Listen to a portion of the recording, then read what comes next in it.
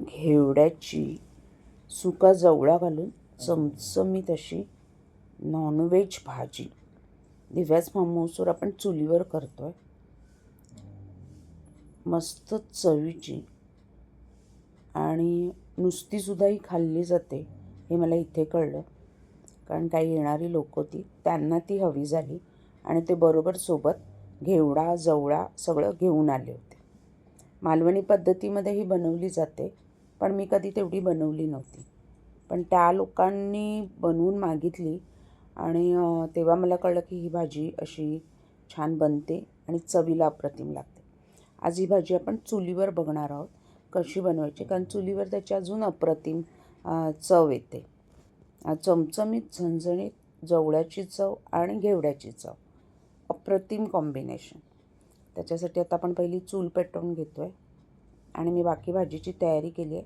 स्वच्छ धुवून मध्ये दोरे काढून त्याचे मध्ये 2 तुकडे करून त्याचे बारीक बारीक तुकडे करून घेतले. सिंपल आणि सोपी झटपट होणारी भाजी आहे. एखाद्या दिवसात नॉनव्हेज घरी नसेल तर ही भाजी करून बघा. नक्कीच एक भाकरी चपात्या तुम्ही जास्त खाल. इतकी चवीला अप्रतिम लागते. जवळा घेतला आहे त्याच्यासाठी सुका, स्वच्छ धुतल्या 2-3 पाण्यातनं, भिजत ठेवला 10 मिनटं आणि तो छान असा दाबून हाताने घेतला, पाणी काढून टाकलं आहे. एक कांदा, हळद, एक टॉमॅटो, मालवणी मसाला 1 चमचा आणि लसूण बारीक चिरून थोडीशी, साधारण 7-8 पाकळ्या. फोडणीला तेल 1 चमचा. तेल छान तापलं, चूल चांगली आपली तापली आहे त्यामुळे पटकन तेल तापणार, भांडं पण तापलं आहे आणि भाजी आपली झटपटी तयार. त्याच्यामध्ये आपण लसूण घालणार आहोत फोडणीमध्ये. सिंपल भाजी आहे, जास्त काही मसाले नाही आहे, पण चवीला अप्रतिम अशी. कांदा 1 मोठा बारीक चिरून, तो छान असा गुलाबी रंगावर झाल्यावर टॉमॅटो 1 टॉमॅटो, थोडा घेवडा होता उरलेला त्यांनी जो आणलेला त्याच्यातला साधारण 150 ग्रॅम वगैरे असेल. 1 वाटी त्याच्यामध्ये जवळा घेतला. मालवणी मसाला घेतला, अर्थात मालवणी पद्धतीने असल्यामुळे. छान सगळं तेलामध्ये परतून झालं की त्याच्यामध्ये आपण घेवडा जवळा सगळं एकत्र घालणार आहोत. थोडंसं पाणी घालणार आणि त्याला छान उकळून शिजवून घेणार. आता चवीनुसार मीठ घातलं आहे.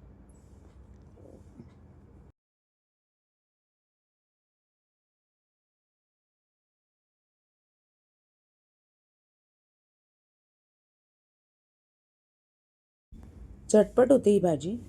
तयारीला एक 5 मिनटं आणि 5-10 मिनटं, कारण जवळा भिजत घालायचा असतो 10 मिनटं, आणि करायला 10 मिनटं, कारण 10 मिनटं ती शिजते.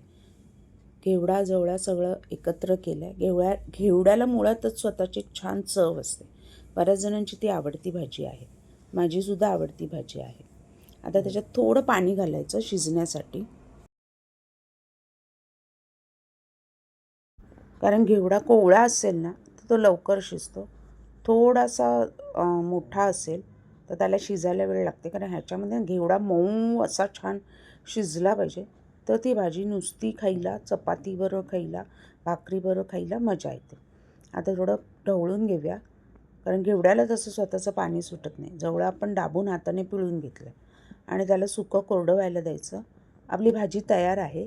सुकलं ते पाणी सगळं आणि छानपैकी आता त्याला वरून गार्निशिंग तुम्ही कोथिंबीर घालू शकता. माझ्याकडे आत्ता नव्हती त्यामुळे मी नाही घातली. तुम्ही वरून गार्निशिंग कोथिंबीर घालू शकता आणि आपली घेवड्याची परफेक्ट घेवडा जवळ्याची भाजी चमचमीत तयार आहे. खाण्यासाठी भाकरी चपातीबरोबर चुलीवरची चव.